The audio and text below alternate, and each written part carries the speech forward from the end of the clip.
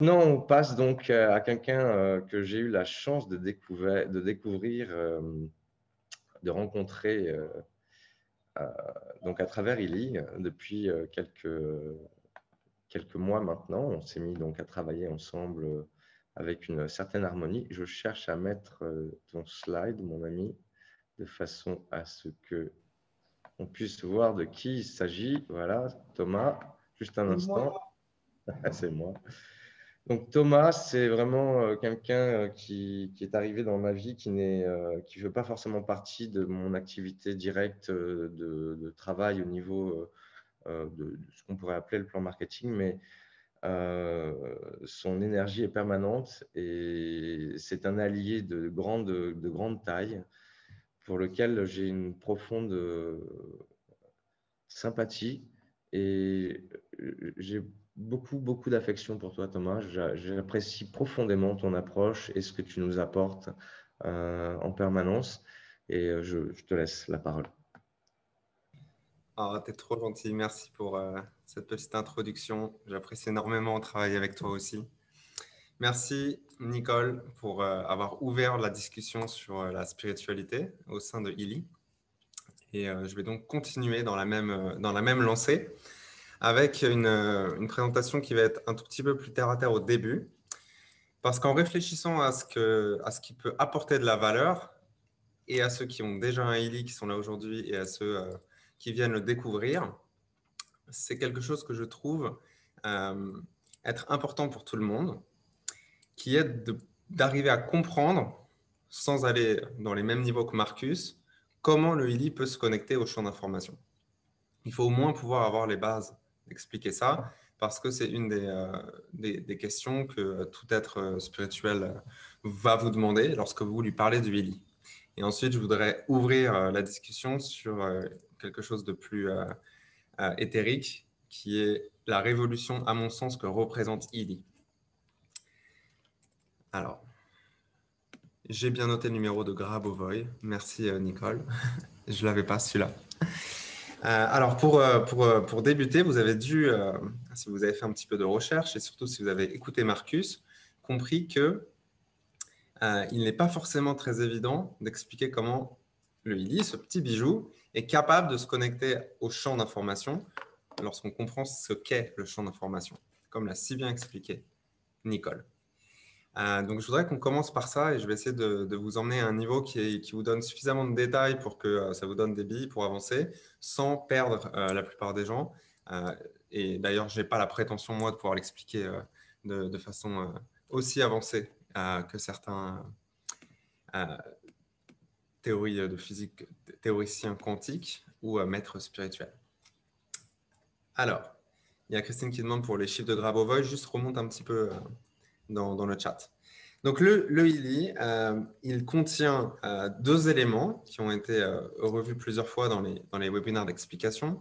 Il y a un miroir de Kozyrev, ou une technologie en fait dérivée du miroir de Kozyrev. On va revenir rapidement là-dessus. Et il y a ce qu'on appelle un générateur de bruit. Donc, ce sont les deux pièces en fait qu'a réussi à combiner Marcus avec évidemment tout l'appareil mathématique et physique pour pouvoir mettre en place une interface compréhensible entre ce champ de données et surtout les réponses qu'on reçoit lorsqu'on fait des analyses de résonance.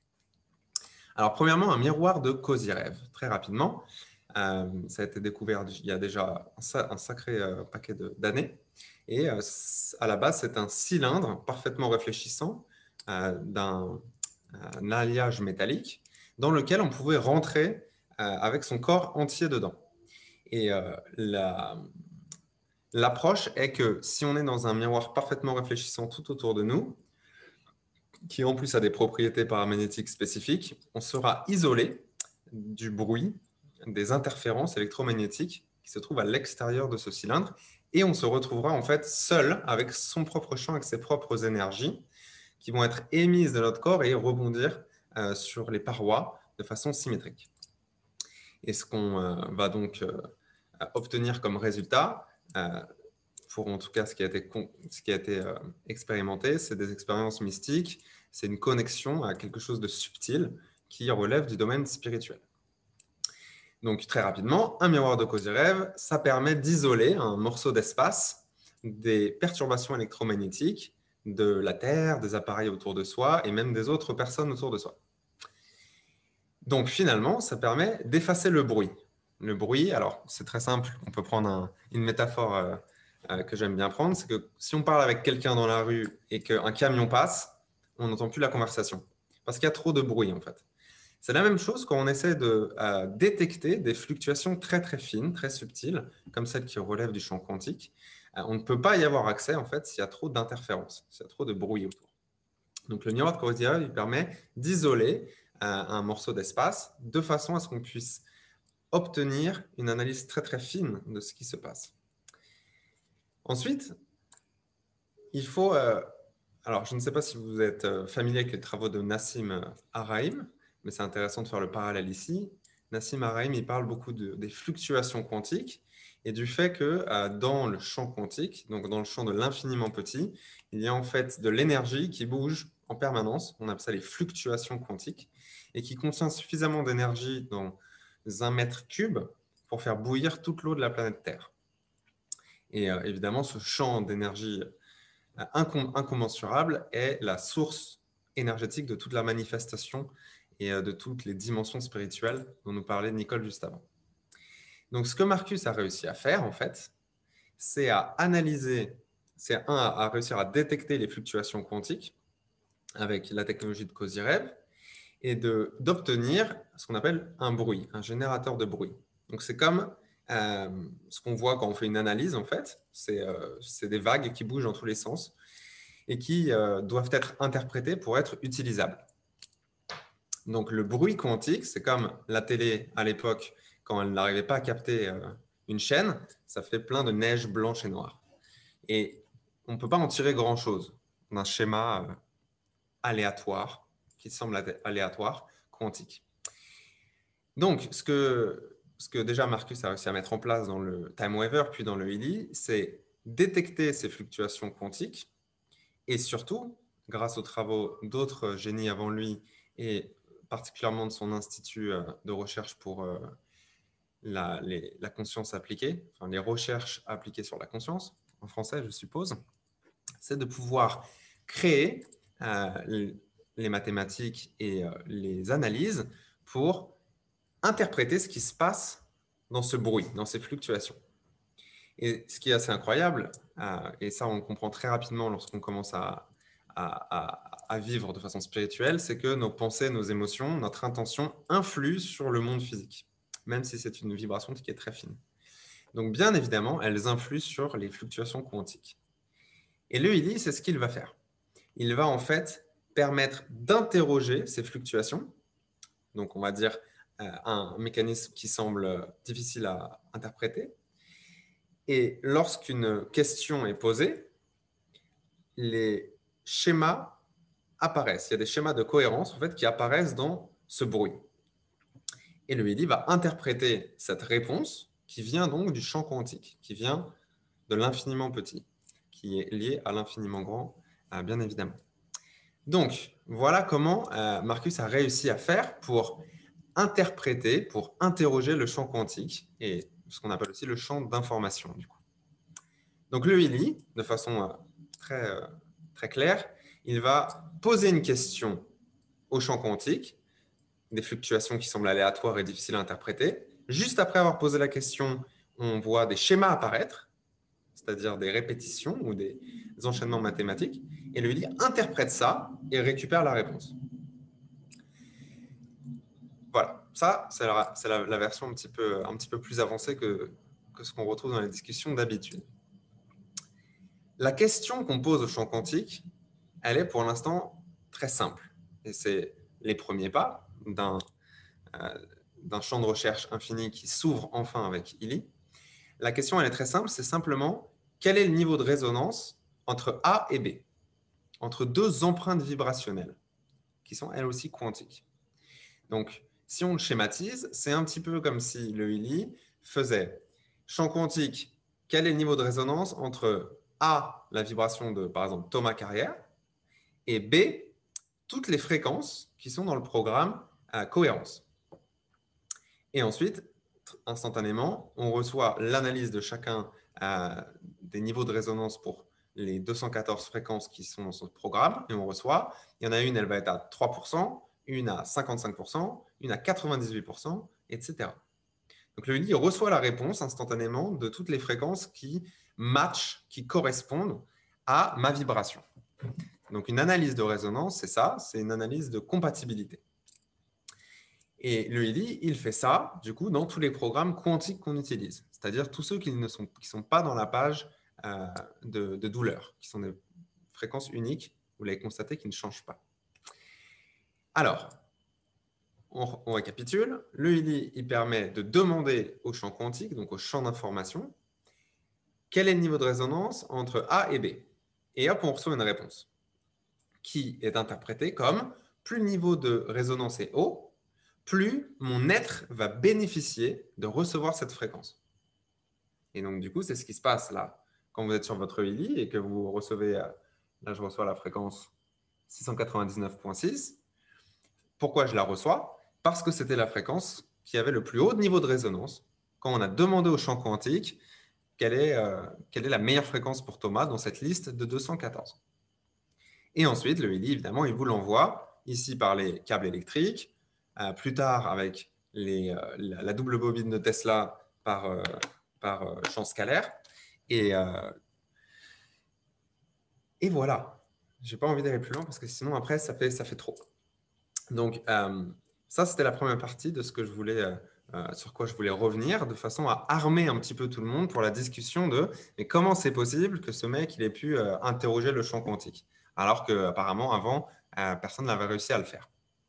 La réponse, c'est qu'il a évidemment des capacités de génie, Nicolas est revenu dessus, et surtout qu'il a su synthétiser les différents travaux qui ont été faits avant pour mettre ensemble les pièces du puzzle et enfin créer, l'œuvre de toute sa vie, une façon de communiquer avec le champ d'information qui est, on va dire, non organique. C'est-à-dire qui ne passe pas par le filtre d'un esprit humain, qui passe par un objet qui semble externalisé à sa conscience.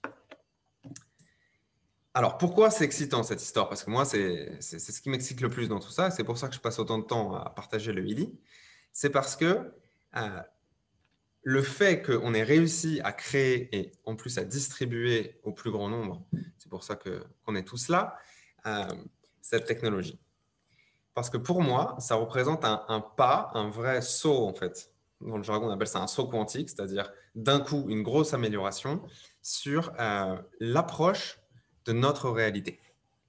Parce que si maintenant on est capable d'interroger le champ d'information, sachant, je vous le rappelle, que le champ d'information, il a plus d'informations que ce que vous avez avec votre esprit. Il contient pour vous tous vos blocages émotionnels de votre passé, tout ce qui est de l'ordre karmique, c'est-à-dire de vos autres incarnations, de ce que vous traînez des parents, des grands-parents, des ancêtres qui n'est pas réglé. Il y a tout en fait, c'est votre champ d'information. Donc c'est beaucoup plus que ce que vous, avec votre petit esprit conscient, vous arrivez à conceptualiser. Donc évidemment, c'est génial de pouvoir discuter avec cette source d'information, puisqu'elle va pouvoir vous aider à avancer sur ce dont vous n'êtes pas conscient.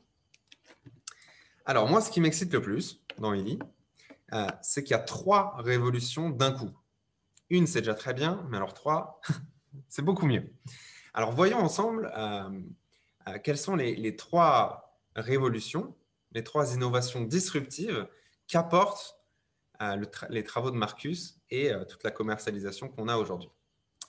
Premièrement, on a l'accès au champ d'information, comme je vous l'expliquais juste avant, c'est-à-dire un accès pour explorer, pour recevoir des informations de tout votre être ou de tout l'être de quelqu'un d'autre que vous analysez, ou même des plantes, ou même de vos animaux. C'est-à-dire qu'on a comme une clé pour accéder au coffre-fort de l'historique, du passé, d'une certaine forme de conscience.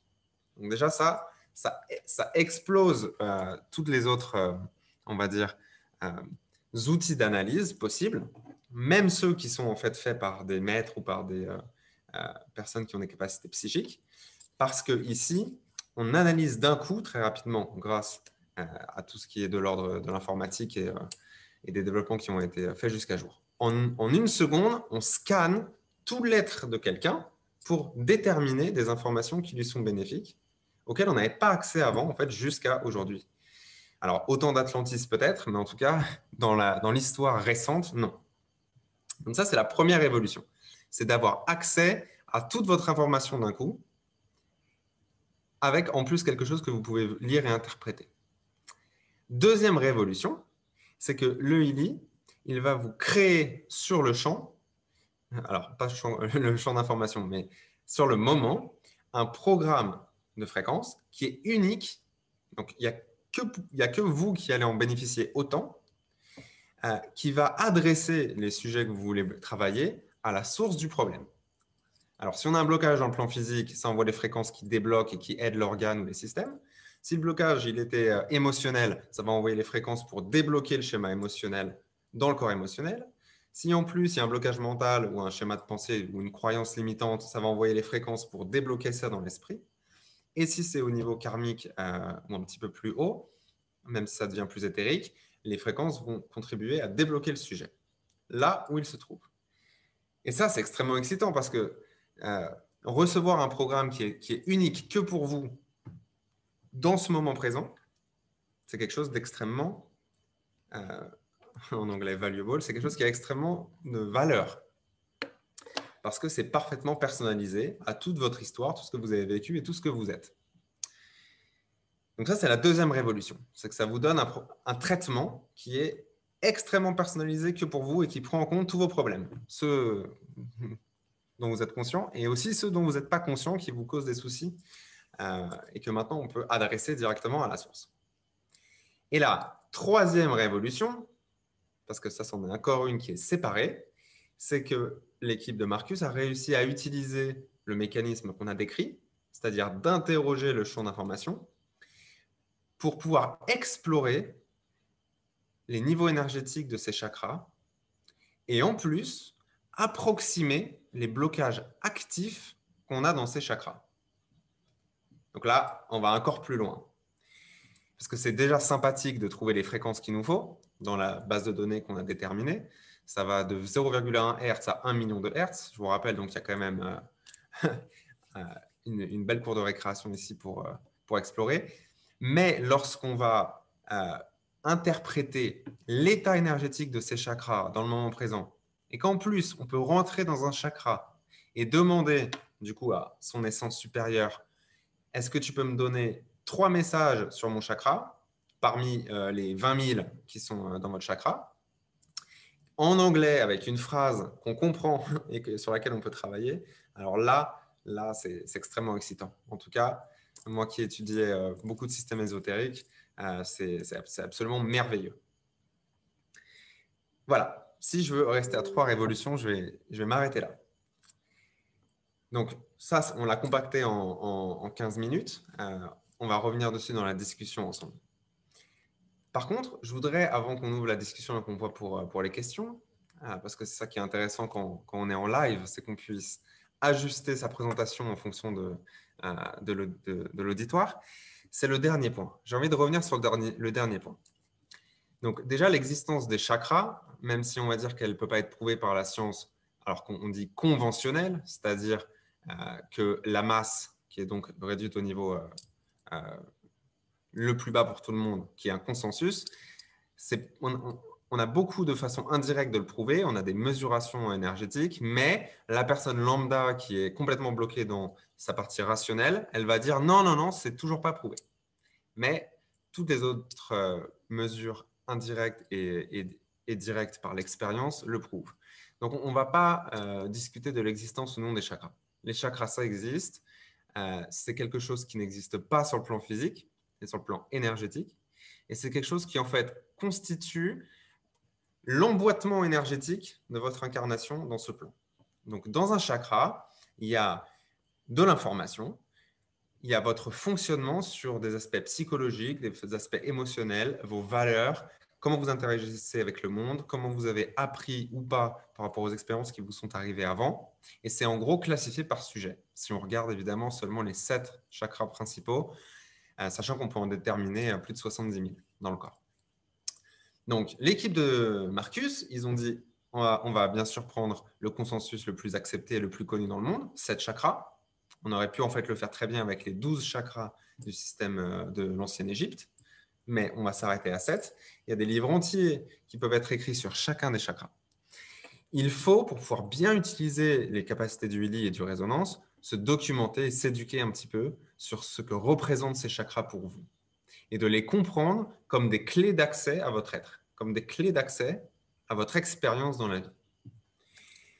Et auparavant, avant qu'on ait le Healy, pour avoir accès à l'information, c'est-à-dire comment se comportent nos chakras, est-ce qu'ils sont bloqués, est-ce qu'ils sont ouverts, est-ce que l'énergie passe, quelles sont les prochaines leçons sur lesquelles il faut que je travaille pour grandir, quels sont les blocages sur lesquels je suis en train de travailler maintenant et qui peut-être me posent des problèmes sur le plan physique, il fallait soit s'éduquer très fortement et pouvoir avoir développé l'habilité de lire les messages indirects dans sa vie, dans son comportement, soit aller voir un maître ou un clairvoyant qui pouvait directement se connecter, évidemment en passant par le champ d'information, sur ce qui se passe dans vos chakras. Sauf que maintenant, on rentre dans une nouvelle ère zodiacale, une nouvelle ère d'évolution, qui est l'ère du Verseau, qui est aussi liée astrologiquement à l'utilisation de la technologie pour le développement personnel et le développement de la conscience. On a Marcus qui nous crée le Healy pile à temps. Et le Healy, attention, il ne va pas lire votre aura au sens ésotérique, comme quelqu'un qui a les capacités par le troisième œil, on l'a vu juste avant avec Nicole, de percevoir les fluctuations lumineuses autour de votre rayonnement énergétique. Je ne suis pas trop sûr encore de pourquoi ils ont utilisé le mot analyse de l'aura, parce que je le sais qu'eux sont conscients du fait que ce n'est pas vraiment l'aura qui le détermine, mais c'est en un mot une façon pratique d'approcher le sujet. Le Healy, il ne va pas lire votre aura, il va prendre une photo instantanée de la distribution d'énergie dans vos 7 chakras. C'est ce que vous avez vu si vous avez un Healy, c'est ce que vous avez vu sur des vidéos si vous n'avez pas de Healy. Ça vous donne un diagramme en barre avec un niveau entre 0 et 100, donc qui est normalisé, un niveau d'ouverture de flux énergétique dans chacun de vos 7 chakras. Alors, il faut se concentrer parce que cette analyse, elle passe par le champ quantique. Elle demande, par le mécanisme qu'on a vu tout à l'heure, pour cette personne dans le champ d'information, quel est le niveau de résonance sur chacun des chakras. Et boum, on récupère un numéro.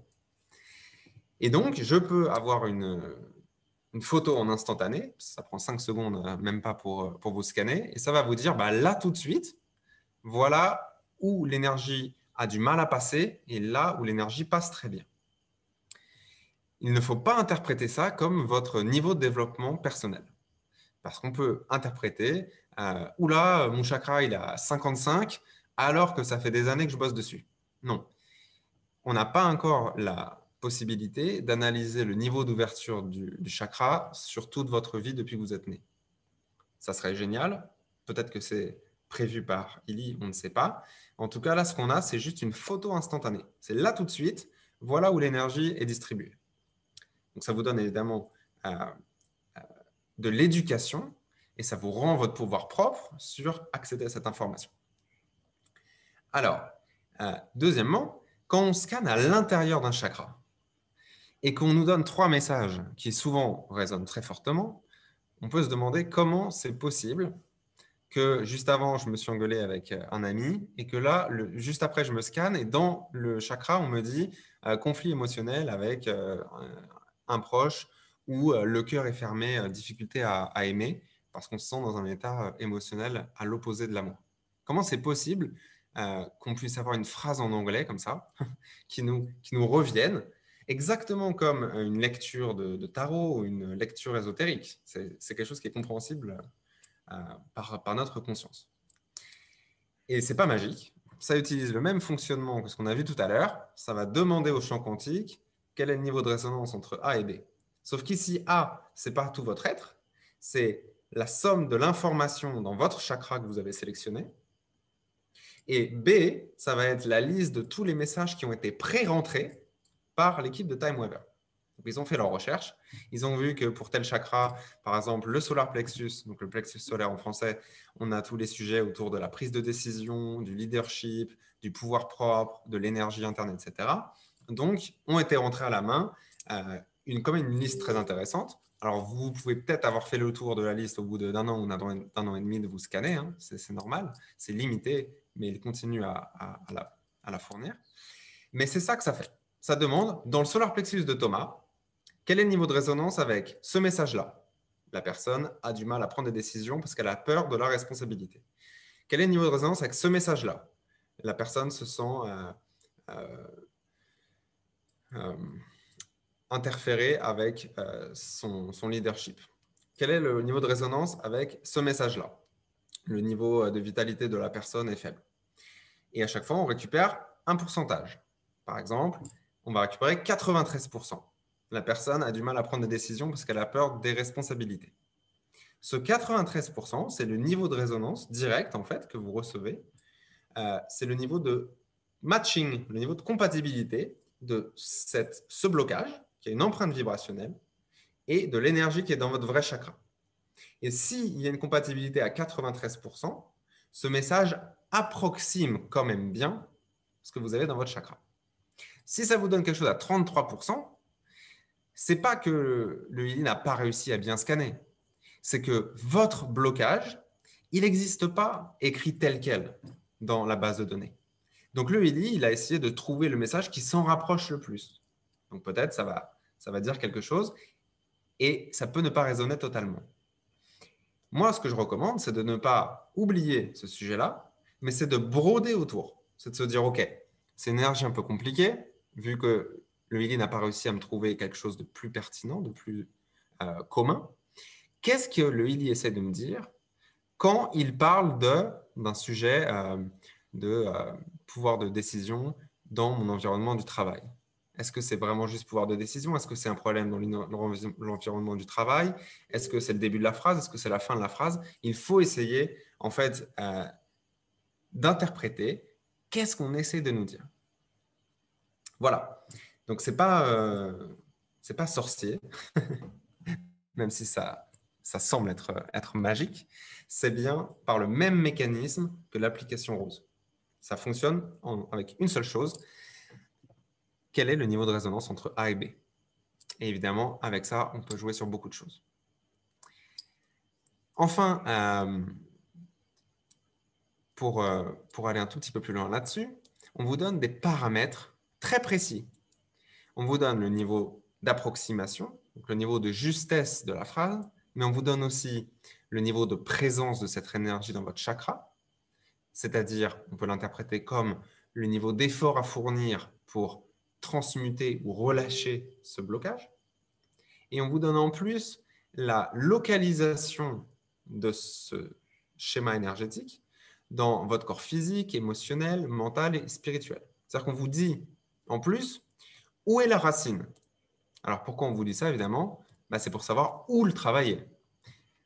Si on a quelque chose qui est dans le niveau LM, on va comprendre qu'il faut travailler sur ce blocage-là dans le plan mental. C'est-à-dire qu'il faut comprendre quel est le schéma de pensée erroné qui nous mène à cette manifestation, à cette énergie. Alors que si c'est dans le niveau émotionnel, il va falloir accéder à la charge émotionnelle associée à cette énergie. Il va falloir la rire, ou il va falloir la pleurer, ou il va falloir la crier. Il va falloir l'exprimer. Et ça, c'est quand même incroyable parce que quand on peut bien et convenablement lire l'analyse de l'aura et qu'on le fait de façon centrée et alignée et avec un cœur ouvert, vraiment, OK, je ne sais pas. Donc, je scanne. Ah, OK. Je ne résiste pas le message que je reçois. Je vais travailler avec. Qu'est-ce qu'on essaie de me dire, etc. On peut aller très, très loin. Et ça, c'est absolument génial. Et dernièrement, pour ouvrir maintenant la discussion sur la partie plus spirituelle, dans votre chakra, il se passe probablement des dizaines de milliers de choses. Mais le midi, il ne vous en donne que 3. Donc, qu'est-ce que c'est qui décide des 3 messages qui vous sont donnés?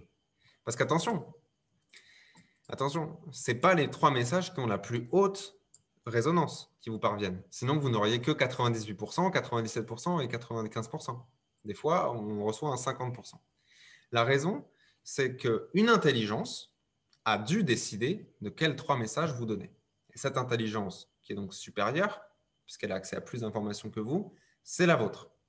C'est la conscience de votre totalité, de votre champ d'information. On peut appeler ça le moi supérieur ou l'âme. Ça dépend de quelle tradition vous identifiez. Donc, à chaque fois que j'utilise le Healy Résonance et que je scanne mes chakras, il y a une communication avec une partie plus développée de vous-même, plus élevée en niveau de conscience. Et ça, c'est sacré. Et ça, tout le monde l'oublie. On se scanne là très rapidement sans y penser. Mais à chaque fois, en fait, on communique avec son essence supérieure qui décide des 3 messages à vous envoyer. Donc, mon message pour ceux qui ont déjà un Healy et qui l'utilisent, c'est entraînez-vous à l'utiliser parce que même si ça semble limité, on peut aller très, très loin avec ça. Et ça ouvre la communication avec votre essence supérieure. 4e révolution pour le Healy. On peut commencer à communiquer avec son âme, avec son higher self, avec son moi supérieur. Et ça, je suis certain que dans les 5-10 ans à venir, nécessairement, les technologies de communication avec le champ d'information vont améliorer la prise de décision dans le monde. Parce que si on peut commencer à communiquer avec une intelligence qui est toujours souveraine, la vôtre, mais qui a plus de paramètres que vous, on va pouvoir mieux avancer dans la vie et pouvoir avoir plus de guidance et se sentir moins paumé sur ce plan bien dense qui existe. Voilà, donc ça suffit pour l'exposé que je voulais vous faire. J'espère que vous avez appris des choses et que ça vous a intéressé. Il faut vraiment être capable, évidemment en ajustant la conversation avec la personne avec qui vous parlez, de communiquer à quel point Marcus a ouvert le champ d'une nouvelle ère. Il a ouvert la porte à quelque chose de nouveau. Et moi, je suis persuadé que travailler avec le champ d'information, comme on a commencé à le faire, ça ne va pas révolutionner que l'industrie de la santé et du bien-être, mais aussi les autres industries. Parce que pour prendre une décision d'agriculture sur un champ, si on peut scanner et demander à l'intelligence du champ quels sont les nutriments qu'il y a besoin, eh ben, on va avoir des résultats meilleurs.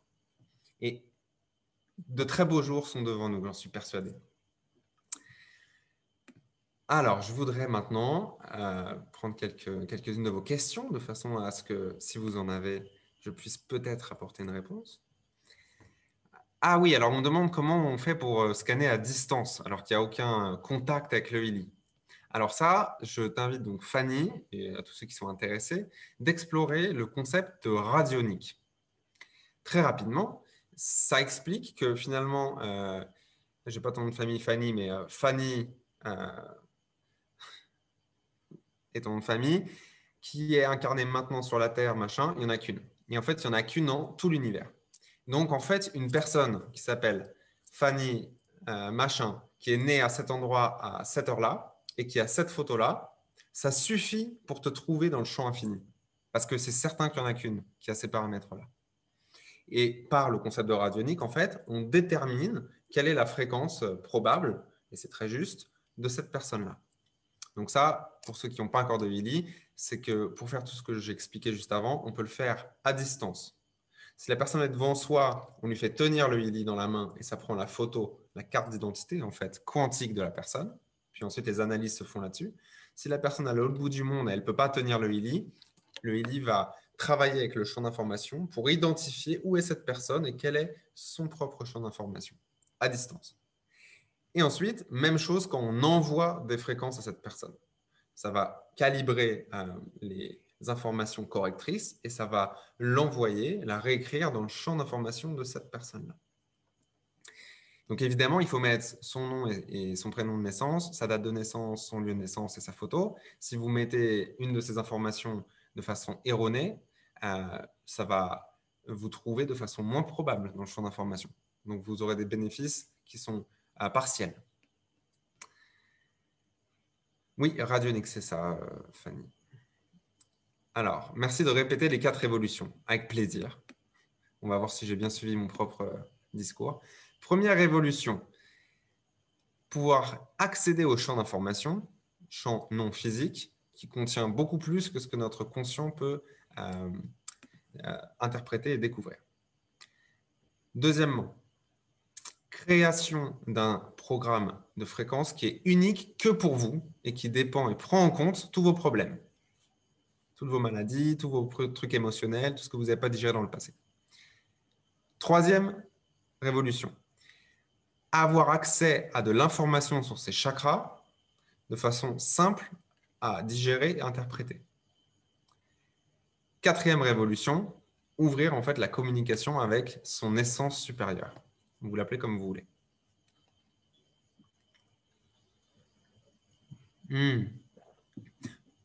Peux-tu expliquer les couleurs qui ressortent et ne correspondent pas à la couleur du chakra? Avec plaisir. Je suis en train de monter une vidéo bien propre, bien détaillée avec l'explication de chacune des couleurs parce qu'en fait, ça manque aujourd'hui. Donc, ça va sortir dans les semaines à venir. Mais très rapidement, ils ont dû utiliser un filtre d'analyse pour pouvoir construire le système ILI. Donc, ce qu'ils ont décidé, c'est que quand le spectre vibrationnel d'une énergie est le même que le chakra, c'est une énergie qui est donc harmonique, qui est donc en cohérence avec son chakra, c'est un message qui est donc positif. Si l'énergie a la couleur du chakra, mais aussi une autre, par exemple, orange-jaune dans le chakra jaune, ça veut dire que l'énergie est en train de s'harmoniser. Le processus a déjà commencé. Donc, ça va être un message, on va dire, semi-positif, qui va vous aiguiller pour continuer l'harmonisation. Quand la couleur est d'un autre chakra, l'énergie n'est pas harmonisée, n'est pas en cohérence avec son chakra, du coup, ça va être un message qu'on va interpréter comme négatif, comme bloquant, comme bloqué. Il faut l'harmoniser et la couleur du chakra, de où ça vient, vous donne des infos de d'où provient la source de ce blocage. Donc, si j'ai une énergie bleue dans mon chakra orange, ça a à voir avec ma communication et mon expression par rapport au sujet qui m'est donné dans le chakra orange. Donc, ça vous donne des billes, en fait, pour bosser, pour avancer. Ensuite, il y a des couleurs joker. Joker 1, blanc. Blanc, ça veut dire il y a un thème, un sujet que vous évitez. On ne vous dit pas lequel, parce que votre essence supérieure veut que vous fassiez le travail tout seul. C'est son choix et il est parfait. Couleur Joker 2, noir. Alors là, évidemment, traduit de l'allemand, ça fait un peu choc quand on lit la description, mais noir, ça veut dire qu'il y a quelque chose qui est résisté, que exprès vous choisissez, et que peut-être inconsciemment, mais il y a une énergie que vous ne voulez pas adresser, qui est un thème du chakra. Et troisième couleur Joker, turquoise. Je ne sais pas pourquoi ils ont pris turquoise. Dans les différents systèmes que moi je connais, ça peut faire sens, dans d'autres moins. Mais turquoise, ça veut dire vous êtes en disposition pour commencer un changement. Ça vous dit, c'est prêt à changer, c'est prêt à évoluer. Mais il faut commencer à faire le boulot. Donc, moi, j'appelle ça un encouragement. Ça vous dit, la personne est prête à lâcher prise sur tel sujet. Donc, ça veut dire, ça vous donne une info, ça y est, il y a quelque chose qui est arrivé au point où vous pouvez prendre action. Maintenant, il faut continuer. Voilà mon interprétation rapide de ces 4 couleurs, de ces différentes couleurs.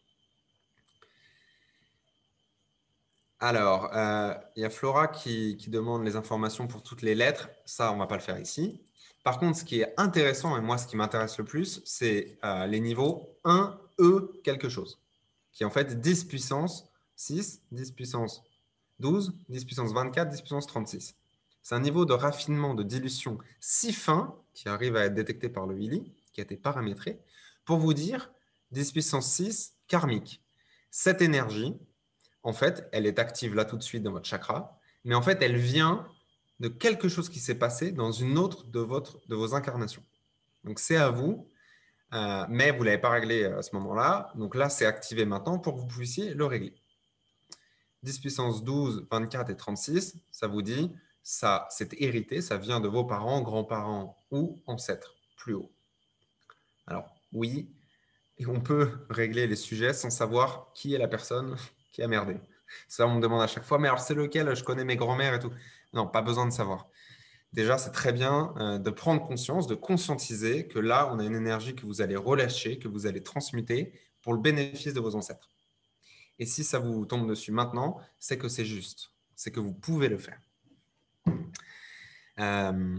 Voilà. Alors, je vais pas continuer sur les couleurs. Je vais vous référer à la vidéo qui va bientôt sortir. Ça sera sur ma page YouTube qui s'appelle Resonance Frequencies. Vous pouvez trouver ça facilement dans la page Family France.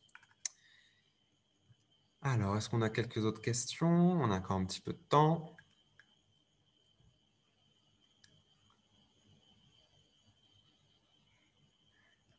oui, c'est les discussions sur Grabovoi. Ok, bah, très bien. Ah si. Ah oui, alors, très bien. On me demande en direct, si on fait une résonance à distance pour quelqu'un, est-ce qu'il faut tenir le Heli dans sa main à soi pendant qu'on scanne la personne? Non. Quand je rentre l'information du profil de la personne et qu'elle est à l'autre bout du monde, ça va la trouver par radionique, donc je n'enregistre pas la vibration. Dans le profil de cette personne, je mets tout sauf enregistrer la vibration. Sinon, vous allez mettre en fait une capture énergétique autour du Heli qui va rendre plus confus l'analyse. Donc, on n'enregistre pas la vibration dans ce cas-là. Par contre, qui appuie sur l'empreinte digitale quand je scanne? C'est vous, en vous concentrant sur « je suis en train de scanner cette personne ». Donc, l'empreinte digitale, je voudrais juste le répéter, je prends l'occasion, ça ne prend pas votre empreinte digitale, c'est juste un petit dessin pour dire « appuyez ici ». Vous pouvez le faire avec votre nez si vous voulez. Ça marche très bien. Alors, les pertinences négatives, ça c'est très intéressant aussi. On nous demande d'une façon un petit peu bizarre, est-ce que vous voulez inclure les pertinences négatives? En fait, ce que ça veut dire, c'est voulez-vous aussi les résultats qui ressortent de l'analyse dans votre inconscient? Alors, quand est-ce qu'on le met, quand est-ce qu'on ne le met pas? Eh bien, ça dépend. Si vous êtes en train de discuter avec une personne, on va dire, qui est à moitié ouverte, autant ne pas le mettre. Parce que ça va être compliqué pour la personne d'entrer en résonance avec un message qui est dans son inconscient. Si vous le faites pour vous-même ou pour quelqu'un qui est ouvert, vous lui demandez, est-ce que tu veux qu'on inclue le scan, c'est-à-dire les énergies qui sont aussi inconscientes pour la personne ou partiellement inconscientes? Et oui, parce que si jamais j'ai un problème émotionnel qui vient d'un trauma avec mes parents et que j'ai déjà fait plein de boulot dessus et que ça ressort avec un moins, ce que ça me dit, c'est qu'il y a toujours une partie du sujet que je n'ai pas encore conscientisée. C'est-à-dire qu'il y a encore un petit peu de travail à faire dans le subconscient de la personne. Donc moi, je l'inclus tout le temps, mais c'est parce que je suis suffisamment à l'aise pour, quand je l'interprète avec la personne, lui raconter l'histoire. Si vous débutez et que c'est déjà un petit peu compliqué de faire l'analyse pour la personne, à vous de faire le choix. Et voilà, non, le choix du doigt n'a pas d'importance, puisque l'empreinte n'est qu'un dessin. Ils auraient dû mettre une cible, comme ça on appuie sur la cible et ça fonctionne. Voilà, on demande pour un envoi d'un groupe à distance, absence de nom, de date de naissance, etc. Moi, ce que je recommande, parce que ça fonctionne très bien en radionique, c'est d'écrire le nom du groupe avec, s'il y a peu de personnes, les noms et prénoms de toutes les personnes, et ensuite de prendre la photo de la liste avec les noms des personnes et d'enregistrer la vibration en posant le Heli sur la liste et en mettant l'intention quand j'enregistre. Là, j'enregistre le champ d'information de groupe de ce groupe. J'appuie. Et c'est tout. C'est votre intention qui influe sur les fluctuations quantiques, comme on a vu avant. Donc, du coup, votre attention et donc votre focus est extrêmement, extrêmement important quand on fait quoi que ce soit avec le résonance.